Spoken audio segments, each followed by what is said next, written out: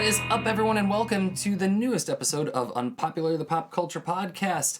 We have a lot to talk about, and check it out. We've improved our video quality. We're all in frame. Yeah, we're all in the frame, and we're going to try to stick in there, but we're a little cramped, but I think the video quality is much better, so enjoy. But like I said, we have a lot to talk about this week's episode. We have a couple of movie updates, including Barbie and TMNT. I haven't watched One Piece in a couple weeks. I'm on a One Piece sabbatical, so I've decided to delve back into regular TV and streaming shows and saw what was out there. And, as you can expect, I was disappointed. So, that's for TV.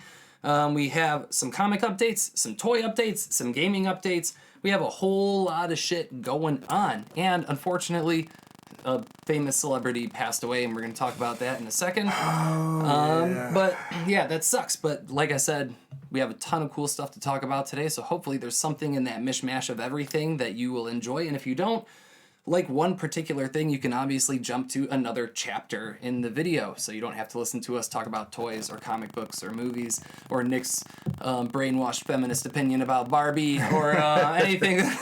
No, I'm just kidding. Either way, I think there's going to be a little nugget of something for just about everybody in this episode. So. I agree. But anyway, welcome back. Once again, I am Larry Downs, here with Nick Airlock Shock Haskin. And James Seeloff. So let's start with a quick recap of what you boys have been up to. So I decided to watch the Twisted Metal series that's on Peacock now. How many episodes out? I think the whole season. I hate binge watching. It's just like, where are we at as Americans? Where we can just dedicate hours upon hours of time to watching television like mass that. consumer nonsense. It's like how just we like treat fast food, man. Yeah, like, I was just gonna make that gratification, comparison. and I don't like the culture that it creates. I think Goblin culture. Me and James went on a weird like anti-streaming like thing at the beginning of the year, and now I mean it doesn't matter. We're both using streaming services still, but you know it's like I just don't like how easily accessible it is, man. It's just too much, and there's just too much crap. And speaking of too much crap, Twisted Metal was that. This was so fucking stupid. And I mean, we saw that it wasn't gonna be like Twisted Metal, right? You know? And it's more like Twisted Metal meets Mad Max meets Death Race? Walking Dead. Okay. It's less Mad Maxy, more Walking Dead. And so our main guy, he's the milkman. He delivers stuff from A to B, you know. Oh, okay, yeah. And he's the Falcon. And it's just such a nostalgia cash grab. Like everything is weaponized nostalgia these days. The one scene I'm going to talk about, because I'm not going to waste any more time on this show. I thought it was trash. I don't know how anyone can justify it. Just saying. I'm gonna watch it tonight. Yeah, watch it, dude. Watch it and tell me I'm a grumpy old shit. No, but like, right. it just pissed me off. Like, there's one scene where it shows when the apocalypse is happening, when the internet goes down, where all the power goes down, planes are crashing from the sky. You know, the apocalypse, technological apocalypse is happening, and the scene starts with an exterior shot of the mall and two girls sitting by a water fountain with Len's 1999 hit Steal My Sunshine playing, and it says the year is 2002. And so, not only, I can't believe that anyone would be listening to Len in 2002. I mean, Steal My Sunshine, like, it may have been a banger on the radio, but, like, I don't know, dude. Like, I don't think anyone was hanging on to Len 3 years later after I mean, it was always getting radio play at that time. I mean... You think 3 years later, Steal My Sunshine was still on the radio? No, probably not as much. If anything, early 2000s the first. Yeah, 2000, probably just 2001 probably would have been like the expiration date. I don't know. I thought they were way out of line. It should have been Either which way, it points to like, you know, the problem that you have with all this stuff. It has too much pop. And that's the thing with this show. It's all just, hey, remember this song, hey, remember this song, hey, remember this song. But the scene goes on, and the girl's phone stops working, and she goes, I knew I should have got a razor. And I'm like, like, okay, I get it. Like, it's 2002. Like, you're just saying all of these things that, like, would cater to anyone that was aware of what was going on at the time. And, like, what a lame, like, Steal My Sunshine's playing, and then this girl was like, I should have got a razor. I'm like, this is fucking stupid. I hate this show. I hate it. I hate it. I hate it. And I kept watching episodes because I was like, maybe. Sweet Tooth was kind of cool, but they also made him a massive Cisco fan. Thong song? Yeah, Cisco? yeah, like he loves the thong song and like does this whole thing, and it's just like, I'd rather have Sweet Tooth talk less. I don't need to know this silly side of him because that makes him way less cool to me. Yeah. You know, it's just like uncalled for. But anyway, Twisted Metal, not worth it. Tell me I'm wrong in the comments, please. So I watched that. What else did I watch? I watched Valerian. What was that? Valerian, the City of 1,000 Planets or whatever. It was some sci-fi movie that came out like a good handful of years ago. Yeah, I think I remember. Was that supposed to be done by Luc Besson? I don't know, but it's got a really spicy lady in there. Has he got a Cara Delevingne? Delevingne, yeah. Ooh. Yeah, she's hot. I don't know what it is about those eyebrows. I'm like, you got really dark eyebrows for your head. She but, played, like, it yeah, works. she's done a lot of stuff. She played the Enchantress in the shitty Suicide Squad movie. Okay, gotcha. Oh yeah, that's right. Because I looked. What does I that was like, mean, what the else was first she or the in? second? The second one was good. Was it? I've heard Yeah. it was better. Yeah, Okay, it was good. I liked the second one a lot. The first one was garbage, obviously, but And my last little bit that I watched What We Do in the Shadows season 5. At least I started it. Is it a new one? Yeah, I haven't been a fan of What We Do in the Shadows since season 1. I think season 1 was prime show structure. Creepy And cloth. after that, and it boomed and they got money, and like you can always tell when a show gets money because the production value goes up, and it just like sometimes it doesn't hit the same, and they were just going for these jokes like drawn out over time that I didn't like. I don't like the doll character. There's a doll in it? You know the girl vampire? Like her essence is in a doll that is also her. or Nadia. Nadia? Yeah. She has her essence in a doll, which is also basically a version of her. So it's like a Horcrux? Yes, whatever that thing I don't from know, but it's just Harry another Potter? her, but in a doll. Okay. And it's a lame character, I think. And she's the least funny out of all the vampires. Okay. And it's not because she's a lady vampire, but I don't know. She's just the least funny out of all of them, dude. I like the guy who's like, what's his name? Some Barry. Matt Barry. yeah, What's that show that you like that Toast. he's in? Toast of London. Yeah, it's my father. Dark Place. My And, wife. Oh, not dude, he's Snuff so Box, good. but one of those He's other very English funny. ones. But I honestly, I really enjoyed the movie even more than the first season of the show. I liked having Taika Waititi. Yeah, his he was character really was good. funny, Yeah, and I yeah. liked the Nosferatu character. I thought Peter, that was, yeah. that was fun. Peter was sizzled to a crisp. But He's it's fizzled out on me now.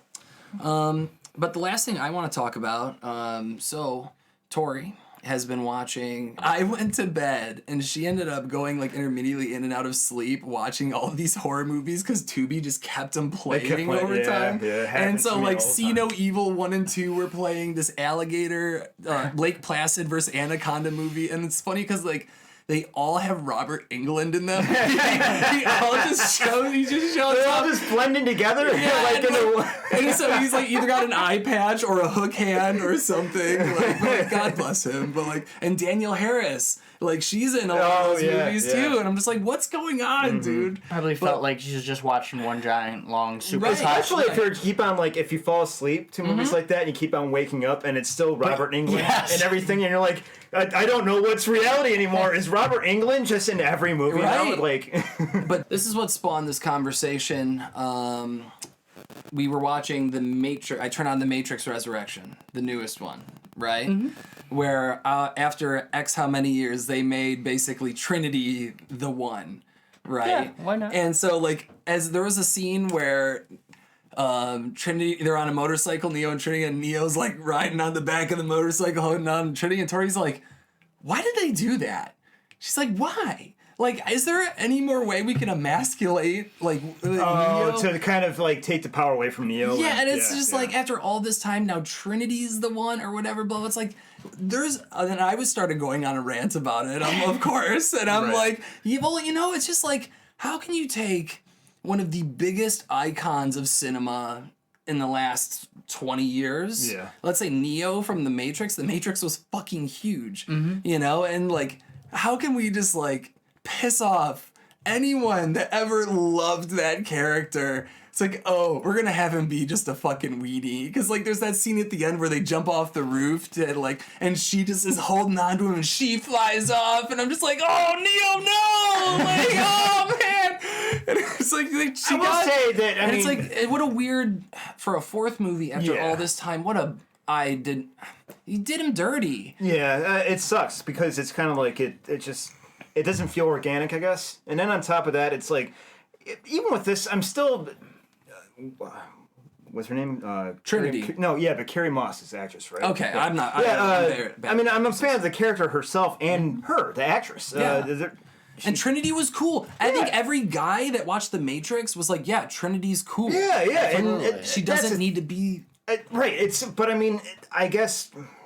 It had to fucking happen. They just had to fucking do it. I just don't get it. They did the same thing with Terminator too, though. Yeah, and it's but Terminator had been suffering for a long time before. I rewatched Genesis. It was all right. It was more all right than I remember watching it. I haven't seen it at all. It's got the guy from Oppenheimer in it, right? The guy who was the lawyer in the courtroom. Right. Yeah. I was like, that's where I saw that guy. Private interrogate or whatever that was. Yep. So we're talking about all of this, and then she goes back to this idea. It's like, why isn't there any cool female killers where it doesn't matter that they're a female? Like, I want to see a big buff, like Victor Crowley or Jason Voorhees, just a big buff chick, let's say wearing a mask so there's no identity whatsoever other than we are fully aware it's a female, just looking at the body structure, right? But it's why isn't there any just cool female slasher female guys, monsters, or where their aspect of them isn't like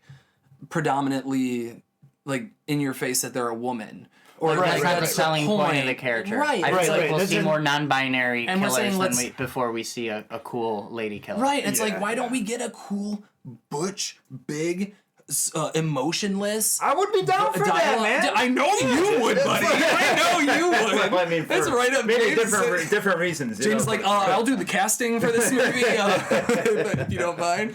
But it's like, and we're talking. It's like the backstory. They don't have to be assaulted.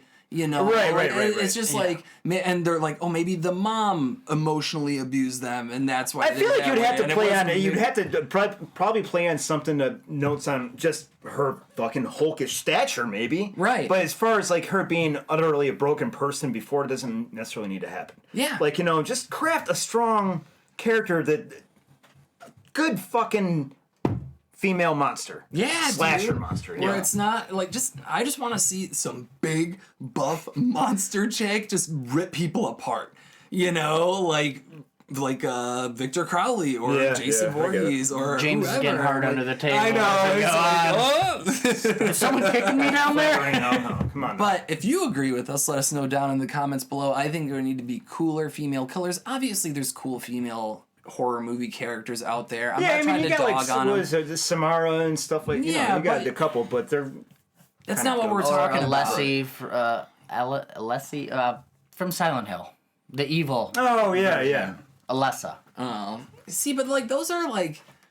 Would you put that up there with like Freddy Krueger? Yeah, it's not or like an iconic... Jason Voorhees. And let's look at the shelf here. Because she's still in the shadow of Pyramid Head. Yeah, the only girl I have on the shelf over there with the NECA toys is Elvira. Yeah. And Elvira's cool, but she's also hot. So it's like we can't really put her in this category that we're talking about. She's not a murderer or anything. Yeah, so let me know what you think down in the comments below about that. I think we need cooler female killers. So I'm going to stop talking now so these guys can rant a bit. What have you guys done in the last week? Who wants to start? Who wants to fight for it? You go first. Yeah, I introduced myself first and then you second, so we might as well continue the rotation going. This week I watched Tyrone Got Cloned. Yeah, you were telling me to watch that. Yeah, that did look really fun, enjoyable. It kind of almost felt in the realm of Undercover Brother or one of those, but it was good. It's enjoyable. I don't know how much replay value it has or rewatch value, but I'm glad I watched it. There's one on my radar. It's a French comedy sci-fi called Smoking Causes Coughing. Okay. Yeah, it's all in French. It's about a team of superheroes or kind of Power Rangers-esque. They have very Ultraman-like outfits on. All right, I dig it. That's on my radar. I was supposed to watch Sisu, the the miner and the Nazis and the gold or whatever. Have yet to get to that. Friday night I watched Beginner's Guide to Happiness, which is it was a cute chick flick. I wasn't mad. I was like, well, that was a movie. Like, better than anything Lifetime would put out. But, obviously I'm not the target audience. But it was cute and it was fine. It was whatever. Well, watching something. I've been building a lot of the 40K Munitorium, which is basically like gothic-looking storage containers. But I've been doing them in all like very Floridian pastels with white running stripes. So I'm happy with how those are turning out so far. It's a nifty aesthetic. I feel like I've watched something else, or there's something else I want to well, obviously we got to talk about the big one with the B, and we'll get into that later. The Barbie. The Barbie. Yeah, Margot Robbie. Margot Robbie on the Barbie. And I think that's about it. Been kind of quiet on this front. I got to get splashy over the weekend. Oh yeah, got wet. A few too many mojitos and everything else under the sun, but I made sure I put on enough sunscreen this time. Good. So Got to lather up, man. that's the key. Protect yourself. Killed a lot of spiders too, but nothing too big on my end. You, James? Better you than me. Well, I haven't gotten around to your musical selection yet, but I in my defense, there was something I heard today, or not today, but this past week that just kind of soured my opinion on music in general. I'm not one to just actively shit on a band if they're trying hard, okay? Now, if any of you are familiar with Five Finger Death Punch, and I'm sorry if you are, and if you're a fan, An old boss of ours is. even more sorry. But okay, so their old drummer, I don't know, let's bring up his name. Find out what this guy's name. God, I saw this band. Like James had texted me. He's like, "Hey, have you heard of this band?" I'm like, "No." And I ended up when I looked him up, I'm like, "Okay, I have." And it was in a video called "The Worst Band Ever," and it is honestly they are a terrible band. It is the drummer from Five Finger Death Punch, and they all dress up, right? Well, they all wear like kind of uniform masks, kind of like Ghost. I was about to say, is it like Ghost? Or, it's kind of got like the similar. It's worse than Ghost. It's worse than Ghost, dude. Ghost, like, would seem listenable. Let's roast the Ghost. Dude, I think Ghost is the spookiest not spooky band of all time. Since we got a couple minutes while James is looking this up, let's just fucking tear them apart. I hate Ghost. They're not scary. They sound like a fucking pop band, not like a spooky band. They have no right donning that aesthetic if the music doesn't back it, the vibe Jeremy up. Spencer or not. So back to the topic at hand. Jeremy Spencer, the drummer, decided that he was going to put on some shitty satanic cosplay. And, I mean, I'm not one to go bat for Christianity or God, but... You're rooting for God in this one, dude. In this one, it's pure fucking filth. All right, it's terrible. It's so fucking terrible. Yes. So James has been sitting around hate listening to this band. You don't even need to. I mean, I'll if you really wanted to be that kind of sadistic to put your friends through that kind of garbage, be my guest. But I mean, it's terrible. Yeah, it's. I haven't experienced anything like that in a long time. Yeah, it was kind of refreshing. Okay. Well, you should have listened to my album. I caught up in 2 days, listened to 10 King Gizzard and the Lizard Wizard albums, back to back, all day at work. All right, we'll get to it. But that's, I guess that's pretty much my contribution. Yeah. Outside of, Barbie, that's... Yeah. So, we're going to move on to our comic update really quick. We just got a couple things. A new Wolverine Ghost Rider comic just came out, and why I'm talking about this is because it's got the world in a tizzy about Miller's cover. It's like really bad. That's what it looks like. And it's like, what? I don't know. And that's the thing. It's like people are like, can you say it's bad? It's Frank Miller's art style. And it's like, exactly are you not accepting of things that are different? Or just like... That's Miller's style, dude. I mean, it's distinct. We should be happy that he did a Wolverine cover either way, but, like, he's never been known for his art style. He is. He's certainly unique, but it's never like he's a... It's got its own distinct style. Yeah. But it's... I personally don't find it appealing. No, it's not pretty. Well, it's not pretty. Okay, I'm like, that's art. It's art. But it's not one of those things where in some drawings he really knows you can tell he's more comfortable with what he's doing. Sure. And then stuff like that where he's not. Yeah. And there's a difference where his stuff like really looks really good, and then others where not so much. Well, it's like that's a comic booky character. He had to do a superhero, which is out of his norm. Right, Other right. than like what did he do? Like was it Dark Sin City, Knight? and like he does more noir kind of like art. Didn't he do a Dark Knight? Yeah, Dark Knight Returns. Yeah, and honestly, that was kind of ugly too. But it was cool because it was like dudes with big fists, like Herb from Sin City. He has a very heavy art style. It's just everything is very thick and it has a lot of mass and it's dense. You know, it's how he does shit. It's very blocky. You know, right. His drawing style, I'd say, is very comparable to the heroic scale of miniatures, where like their fists and heads and facial expressions are kind of more drawn out, exaggerated. Yeah, exactly. Yes. Yeah, that's fair. So that's got the world in a tizzy. I think it's ugly, but I would still probably It's buy Frank it. Miller, you know. That's kind of how I feel it is what about it is. I would say that like if you want what Frank Miller's artwork would probably look like if it was just better, I guess, would be like Raphael Grappa's work. Like and it's kind of got that same kind of blockiness, but what was the comic book we reviewed that he did? Wasn't that Clay? No, it wasn't Clayface. It was it Bane? Golden Child. What? Not Golden Bane. Shower. It was a one bad day. It was a One Bad Day book, wasn't it? Grandpa did no. He did. Grandpa did artwork for a One Bad Day book. We did a review of a comic book that he did. You did Clayface, Poison Ivy. I almost said Sub-Zero. Mr. Freeze. Mr. Freeze. I can't remember. No. Was it a special? He did a book that we talked about. Yes, it was a Golden yes. Child. I'm just Yeah, I was gonna say because I have that book. Yeah, and we talked about it, but he's also doing the artwork for Gargoyle. Right. Yeah. An upcoming Batman series. It looks dope. It looks really fucking. We're gonna check it out, and we'll talk about it on the video or on the channel, on the YouTubes. On the tubs. Something I want to point out, I guess, and I haven't read about this, but in Marvel news, and I haven't. This is so bad because I'm a Moon Knight fan, and I have not read any Marvel whatsoever. But I guess Moon Knight is getting killed off. Really? So it's about time. But I mean, I'm just kidding. The thing is like the whole idea.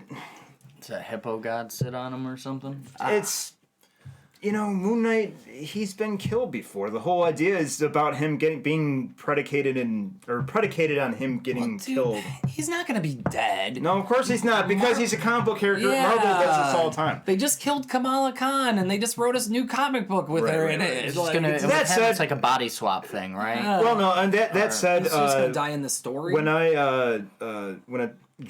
I'm sure it's already out. I'm gonna check it out before the next episode. And Okay. give a little bit of review, and because I have to, it's it's Moon Knight. I'm about It's your it. bread and butter, man. Yep.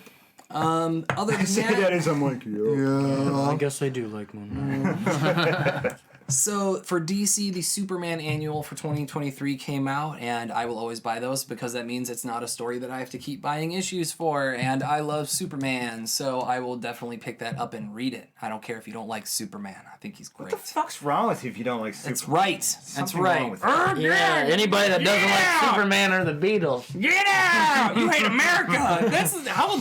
Well, I mean, they're not from America, but we took the Beatles and made them ours. So, but yeah, it's what we do. my favorite cover of the week. Let me see if I can pull this up very quickly. It is for Green Lantern Night Terrors #2 Lucio Perillo cover.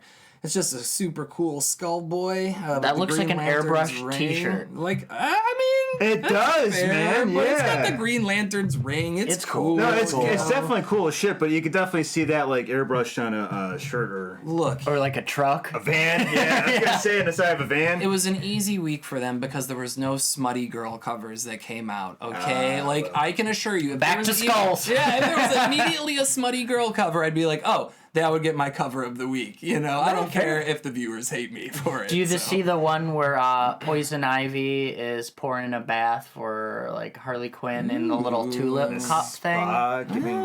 It's cute. Saucy. It's not. But It's actually in my particularly file spicy. cabinet of. Is it? No, Kind of more romantic, I guess. yeah, no, it just looks sweet. Sweet. Sweet. Oh, okay, yeah. Tender. romance. Gross. I go for smut. All right, you guys are classing up. I want it to be filthy. I need her to look like they both need a bath and they're not taking one. Like, but anyway, that's our comic update for this week. Really quick, we have a game update this week, and it is Tabletop because the biggest board game convention in the country is going on right now. Gen Con, yes, it is a 4, I think, day still convention. I don't know. It's been years since I've been there, so it's probably the same thing. But thousands upon thousands upon thousands of people fly over to Indianapolis, and it's a really cool convention. But man, when the host of the convention, before they open the doors on the first day, has to remind a whole crowd of people that they need to bathe themselves, you're going to have some smelly times. And I can't tell you how miserable the bathrooms at Gen Con were. It was hot, and it smelled like a barn. It was absolutely miserable. I'm sure the urinals are stained in a Baja Blast sort of color. Oh, dude, it's gross. But the big thing that happened, I got the news story right here. A card heist occurs at Gen Con, and over $300,000 worth of stuff was stolen. So the Tabletop had over $300,000 worth of cards stolen from the show floor. Dicebreaker reported that the theft occurred on Wednesday, August 2nd, as vendors were setting up for the event in the convention center. Police in the area claimed that the thieves used a pallet jack to remove a pallet of cards, which allowed them to blend in since everyone was moving product around the convention floor all day. So that sucks, but I'm laughing to Tori because I'm like, so was this Magic the Gathering? Was it sealed product? Right, I hope it was a Wizards product. I hope it was a shitty set. I hope it's like they're gonna get like $7,000. Keyforge. Right. When I had to laugh when you were reading off like the amount of money it was worth that was stolen, I'm like, okay, so that's like $30 in store credit. Right. Get your hopes up. I'll give you $30. Yeah. It's like I imagine a whole pallet of Magic cards that was $300,000 in sealed product would break down to about $10,000 if you pull the right cards. If you crack them all open. Maybe some nice foilies in there. Yeah, I mean, who knows? Like, Nice if it's a background, garbage by the way. set, it would be hilarious. So that is our one game update that I got. I thought that was kind of shitty. There's scum dogs out there doing shizzy shit. Yeah, fucking garbage people. Oh yeah, one more gaming thing. Rubbish. Magic is releasing more sets that feature Assassin's Creed, Fallout, and Final Fantasy. So if you play Magic the Gathering and you like any of those other things, check those out. But I'm sure you won't because Magic players are so upset and sick of Wizards just printing bullshit. Like Warhammer's part of their game now. My Little Pony, really? Transformers, Dungeons and Dragons, D&D Game of kind of Thrones, can I think. crossover. That makes sense to me. Sure, but like now all of these things exist. Saturation. And like people Yeah, just don't oversaturation. care. Like the guys who play Magic seriously, they don't care about this shit. No. They care about the custom artwork sets that come out, the secret layers or whatever the fuck they're called. But like, I just think it's silly that they're doing all that. Another money grab. Yeah, another money grab. So that is all I got for gaming update. We've done comic books, games. We caught up. I think it's about time we move on to our movie update so we can break that down because we have 2 movies to talk about. Oh, really quick. A toy update. Ooh, I see. This one's for Nick. So, Star Wars Droid Factory just released the C1 Monster Frankenstein's monster-inspired droid for Halloween. Every year, Disney releases various holiday-themed droids as part of their Droid Factory lineup, and the newest one for 2023 is now available on Disney's website.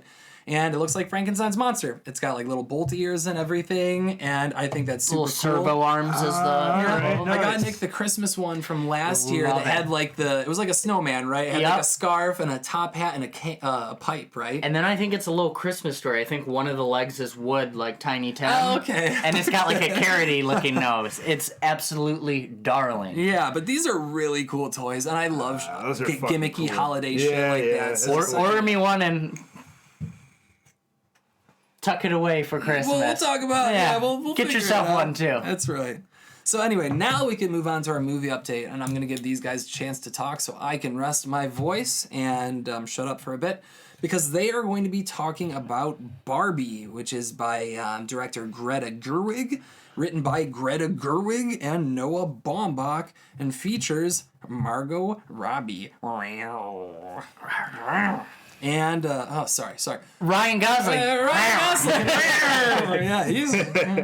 But yeah, those are the two big ones in this movie featuring Barbie and Ken. And did Greta Gerwig ever direct anything else? I don't know. She wrote Lady Bird, Frances Ha, Greenberg, so nothing that looks good. Something called Wiener Dog. And how about our other writer, Noah Baumbach? I heard that Lady Bird movie was really good.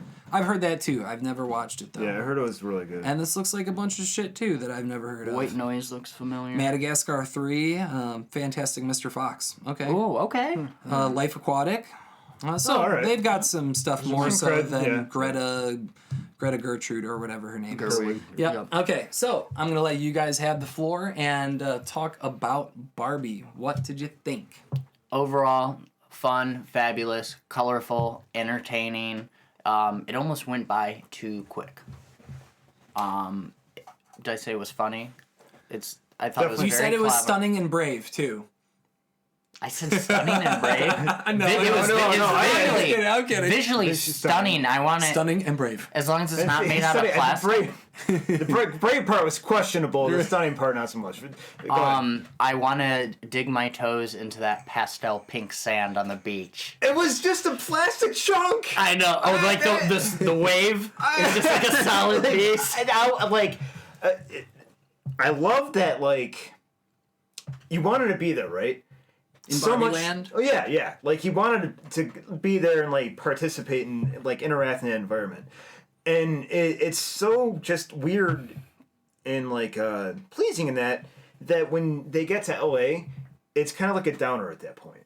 It's like, oh, the real world. Yeah, 'Cause it's so and overly what a saturated. drag. with, Yeah, like, even though all color that and- stuff is like really funny and they keep that flow like really paced very well, it was just kind of like I want to stay in Barbie Land, you know? Well, I'd say it was Doesn't- like isn't that 80% every Barbie boy's Land, dream? 20%. I just want to stay in Barbie Land. It seemed like it was a fun. I want some of place. those outfits. Well, if all the The girls have outfits to were do is go to the beach, like fucking sign me up. What am I I can doing? beach. Moving That's to always the yesterday. I want to go to the beach all day, every day. I want to learn how to beach good. It was Yeah. that was awesome. Beach off. Like when they get to LA, he's in Venice Beach and like he's asking the lifeguard. He's like, "Yeah, I want to apply." And he's like, "For lifeguard, you need training." He's like, "Oh, I don't want a lifeguard. I just want a beach." Yeah. So yeah, I mean, like it was good. So break down, what's this movie about? Give me a quick rundown of the plot. Who's our antagonist? How does it progress? The Barbie-verse starts to crumble, particularly with Margot Robbie's stereotypical Barbie character, because you find out how children play with the Barbies in the real world has direct consequences to the Barbie world. Okay. So she gets cellulite and starts thinking about death, and that's because we find out the original Barbie owner, her mother's now playing with it, and her mom's stressed with life. I guess there's a strained relationship between her and her daughter, and she's just trying to mentally put herself back in a simpler time where she had a bond and she used to play with Barbie with her daughter. Yes. Is that fair? That is a fantastic synopsis. And so, like, because of that rift between the mother and daughter, the mom is having, like, a really rough time trying to, like, cope with it. And she's designing, and she works at Mattel headquarters. Okay. Mind you, she works right outside, like, the main office for... Big man, the Will big man, Ferrell. Yeah. Will CEO. Ferrell character. And it's all run by all dudes. And they're all stupid as fuck. Just, Well, Nick told me a really funny joke that it's like, where's your woman boss? We're like a female-dominated / whatever owned company. We had one female owner back in whatever year, and then he starts to freeze up. He's like, and there was another one at some point. So we're basically a female-dominated. Yeah. Yeah. yeah, it's... it was... Where was I going with that? So the mom works for. Oh yeah, so Mattel. yeah, she works. So she's all day. She's kind of like sketching up all these like different Barbies and stuff. Okay. Concept. Yeah, like and one of them just happens to be dressed in the same one that Margot Robbie's dressed in, and it's like existential crisis Barbie who's like thinking about death. Okay. And it's like, and because of that, that's such a foreign concept in the Barbie world that as soon as she mentions that, it just fucks everything up. It's disrupts everything. Everyone's like, oh, cellulite. Oh. Yeah. So this coaxes a visit to the weird Barbie, which is it's that one that fucking just sits in a box in the basement and its hair is Sharpie, food coloring or Kool-Aid, like dye hair. Like fucking like all, and she's always in a splits. Kate McKinnon, legs broken. Kate McKinnon, the lady Ghostbuster. Yeah, the queefing Ghostbuster. Yes. Yeah. Hey, she made the joke, not me. All right, she's the one that went. She has to live with those consequences. That's right. That's right. It's on her, not us. She's always in a splits because, like, how Barbies over time they would get like fucking like the legs get a little loose. Yeah. So she's always in the splits and it's fucking hilarious. Okay. But yeah, it's stuff like that. I feel it was portrayed. I kind of think like the main thing they're trying to do is a feminist thing, but if anything, it's kind of just as much of a Ken movie as it is a Barbie movie. And it is for sure. I think it draws attention to insecure men and being isolated or not feeling like they have a purpose either or meaning in the world or just they are an accessory. Yeah, Ken is like to whoever they date. They're not their own person. The epitome of like insecurity. Like he does not give a shit about anybody but Barbie's attention. Well, and that's what I've heard about this movie is that it's like, it's like woke feminist, blah blah blah. That's why I made that joke earlier. I really don't. I've never seen the movie, so I can't make that opinion about it. But like when you were explaining it to me, I'm like, well, it kind of sounds like it's just as equally about men finding their place as women finding their place, or like understanding that you're not stuck in a particular role or whatever because of your gender or whatever. Right. And sure, that's going to be a topic of the movie. This is Barbie and Ken are our main characters, like that's okay that is a message in the movie.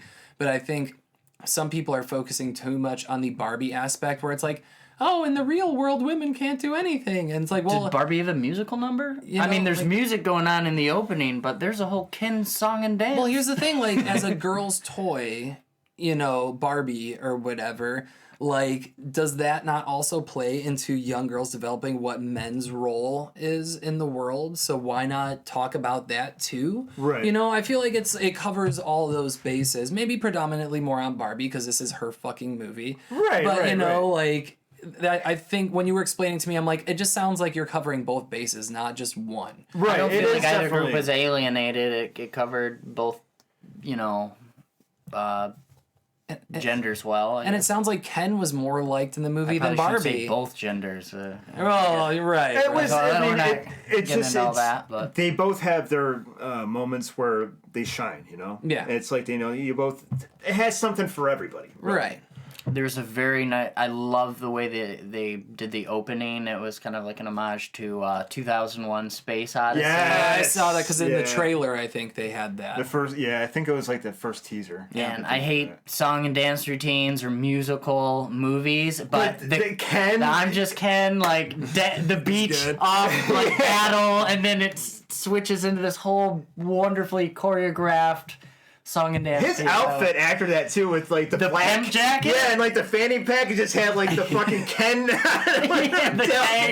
It was fucking awesome, man. And I loved his cowboy outfit. Yes, the cowboy. It was a pink scarf. I think I might do. I'm gonna try to do a fucking Ken. If I had the hair to do it, like I would do a fucking Ken cosplay for fucking Halloween or something, man. Well, so you got the gym bod for it. What did you guys not like about it? I can't particularly... I guess the marketing is misleading because you told me, tell me how you feel about it. I'm going to call you tomorrow and make sure the movie's glow has worn off. I'm still feeling the glow for this movie. It was such a fun, enjoyable, entertaining movie. But I feel like the facade of this movie, kind of you think it's for little girls compared to the adult premise and... the actual heady stuff in it, it's almost like candy cigarettes. Like, it's wait a minute, ethically questionable. Who's this for? Yeah. Yes. Right. It's like candy cigarettes or like tobacco flavored bubble gum. Yeah, that said, I think that kind of will, in a way, make the movie that much more timeless in a way. Okay. Like, I feel like the movie's going to kind of have that, I don't know, it's going to have that merit of and solid you could say that this movie was just as historic as the last one we saw, Oppenheimer. That happened in real history, and Barbie is an huge pop culture icon in our it is a kind of history weird of thing. toys. There's a weird, there is kind It's of not real, but I mean, it's a real product, a huge You established can't brand argue identity. that Barbie isn't like a huge part of America. They're both like, historic no doubt. and Sure. Yeah, no doubt. in a way. Yeah. I give it 4.5, a hard 4.5 on. plastic cold brewski beers or beer brewskis or what are they called their beers in the Beer, Barbie? God, beer Get me another brewski. brewski beer. Brewski beer. That was it. Brewski. They're all plastic bottles with nothing in them. Yeah. I give it a. Very charmed by it. I give it a 4. Really? Yeah. Go see it. Oh, Fucker. all right. I will. It was really fun, man. I'll see it Like, again. It was. Do you want to go? I'll see it again. I was busy seeing a movie that I think is ultimately better than everything I've seen this year. I mean, yes. and has a TMNT. special place in your heart. dude, I'm telling you, the quality of this movie is unreal. So we're gonna get into it. You gave it a 4.5. You gave it a 4.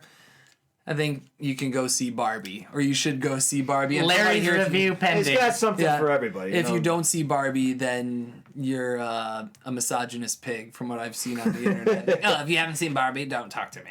It's like, give me a fucking break. Who cares? Oh, did you see Dune yet? Don't talk to me. Right. You know, ladies, have you seen Dune yet? Like, crickets. Yeah, Crickets yeah. chirping. Watch me I've find seen- out Rush is on the soundtrack. And Rush does the soundtrack for Dune Part 2. Not a single lady in the house. And they add like big mechs into it too, big robots. Because I'm harvesting spice all the time.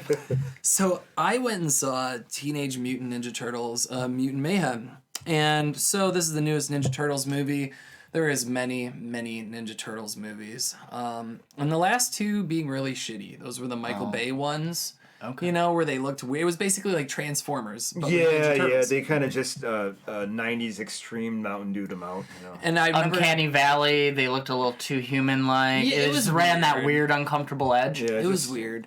And I remember watching it, and April O'Neil, played by Megan Fox, is always on her cell phone. I'm like, I don't know who's been on their cell phone more this movie, me or Megan Fox. You know, like, this is fucking terrible, dude.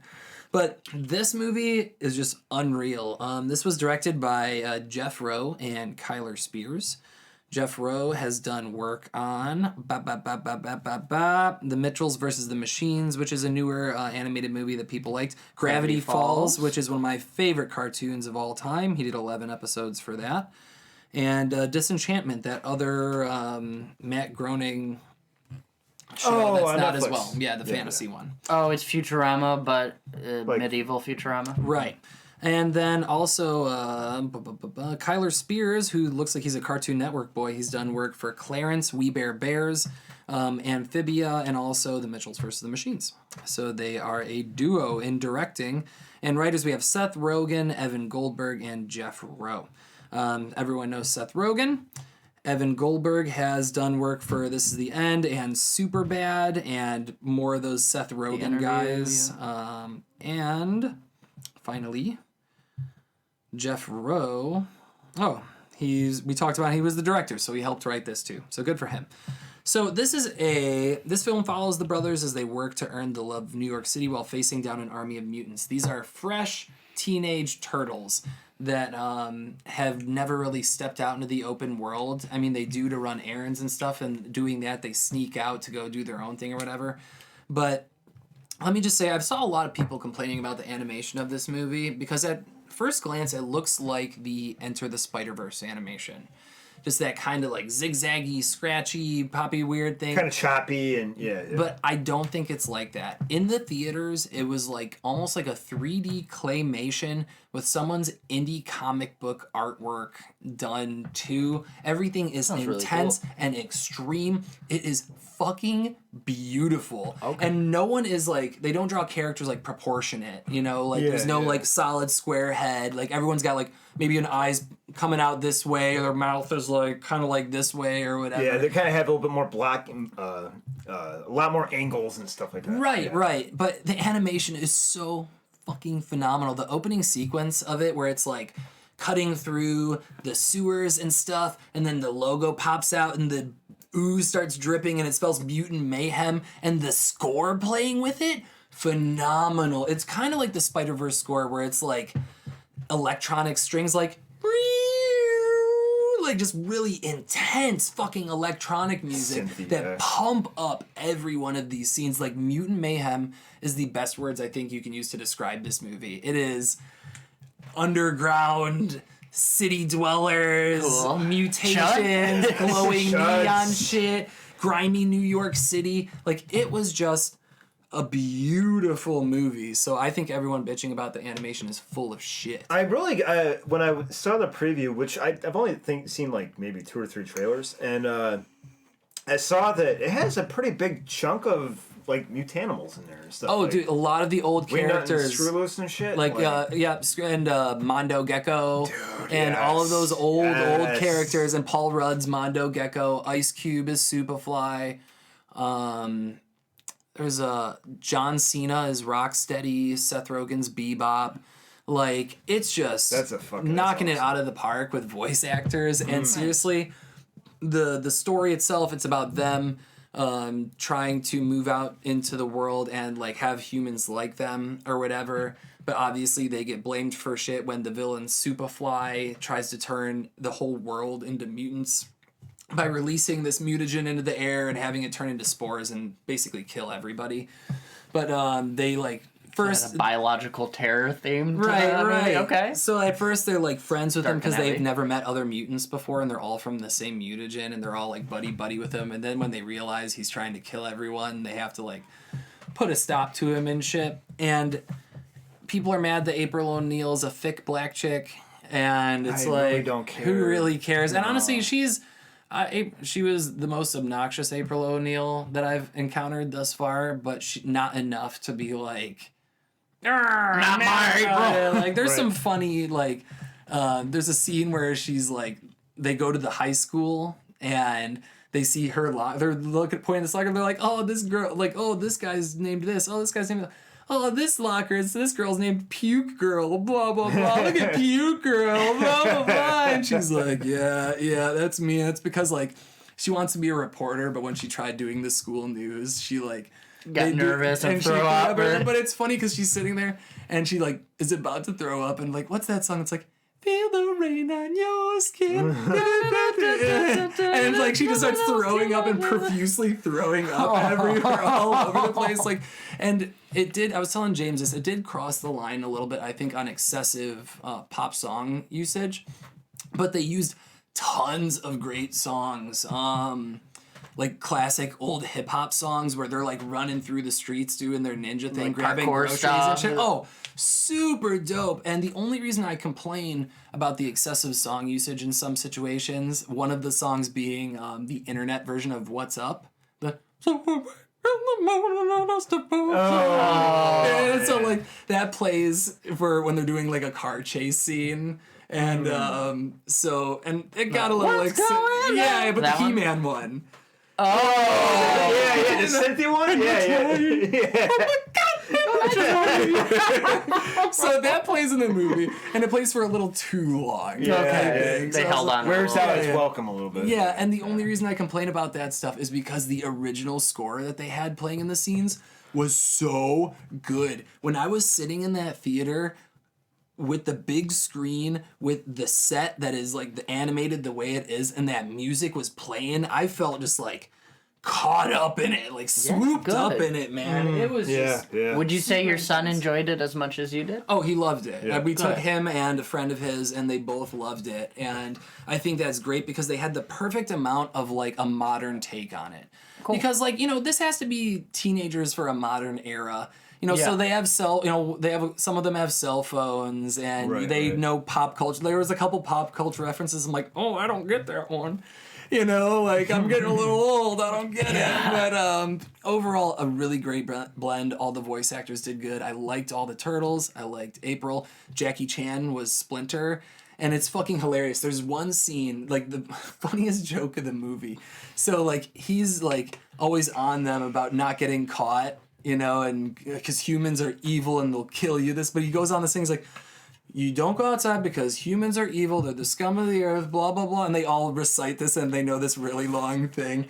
And at the end it's like, because they'll catch you and drain you and milk you. That's it. He's like, humans will milk you for your blood, and they're like, they're not gonna milk us. You know, what? That's weird. Stop saying that. They get caught by the evil scientist guys, and they're all like locked into this wall of like, you know, it's like a restraining thing. Afraid they're gonna get milked. And they're like, what's going on? And you see ooze like being drained up behind him, like, oh my god, they're being milked! Oh my god! Like, they're milking us for ooze. And then when Splinter comes to rescue them, he hops into the room. They've all been busted out from the restraints, and he's yelling at them for because he's just finding out that they've been leaving the house all the time, and now he's rescuing them. And the whole milking machine is behind him, and he's just yelling at the boys talking, and he's just like, oh, but I knew this would happen, blah, blah, blah, blah, blah, I told you 1,000 times. And he's like, wait, what is that? And he looks at the machine, and he's like, they were milking you! Oh, dude, I was laughing so hard. It was such a funny movie. Executed very well. The animation was over the top. The score was over the top. I can't believe Seth Rogen gave us something like this. And if you haven't seen it yet, go check out TMNT Ninja Mayhem. I really want to give this a 5, but you guys know me. I don't give 5s. Yeah. I don't do 5s, dude. I will give it a 4.5. You know? That's the highest I think we can really go. How many slices? That's how many slices? How many of slices pizza of or pizza? turtle shells? Ooh, how about Or tubs of ooze? yeah, canisters of ooze. I'll give it 4.5 canisters of ooze. Okay. Let me just say, like, and like for like even the kids parts, like that were just catered towards kids.